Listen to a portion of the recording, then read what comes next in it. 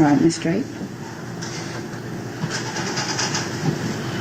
Good morning, ladies and gentlemen. Still morning. Always have to double check.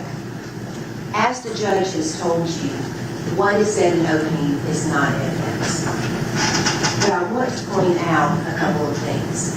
Every death is not a homicide.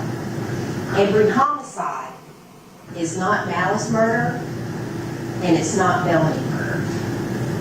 Now, the state said that I'm going to come up here and try to make all sorts of excuses. I'm not.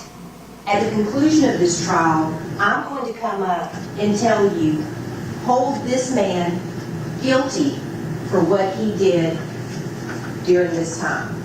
Hold him guilty and responsible for the death of Susana Morales, but it doesn't fall in any of those categories. It is a tragedy what happened to Susana Morales. She's a beautiful young lady. I have spoken briefly with members of her family. They're very, very nice. As a mother, I cannot fathom the anguish that they went through. Makes me very upset at Mr. Bryant. But you don't have to like my client. And in fact, at the conclusion of this trial, you're going to think that he is the most callous, uncaring coward that you have ever seen.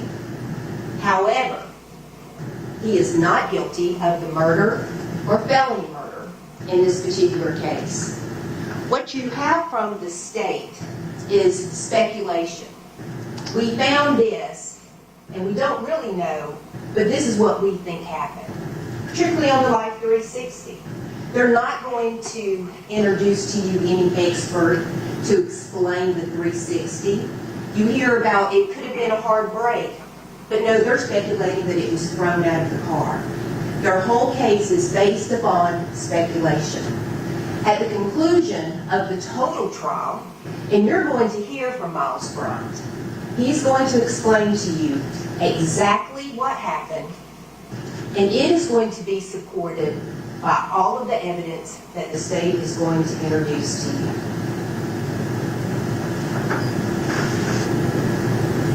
They could have done some more testing to possibly determine a cause of death. They did have hair, they did have bone marrow.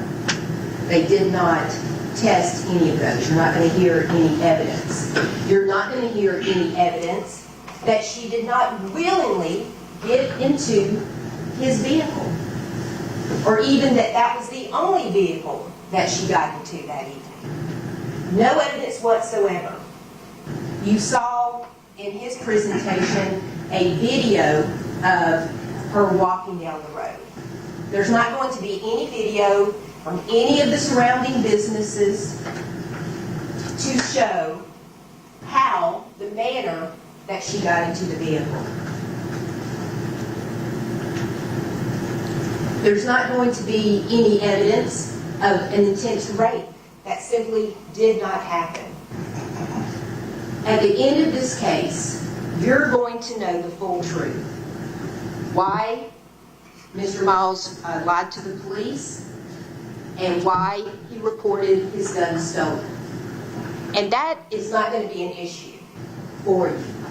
We will concede that at this point. He did make a false report of his gun being stolen.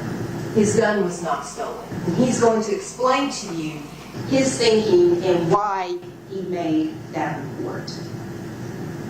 At the conclusion, you're going to see that the state's case is based upon outrage, which is warranted, but speculation. You're going to have the actual truth that is supported by all of the evidence.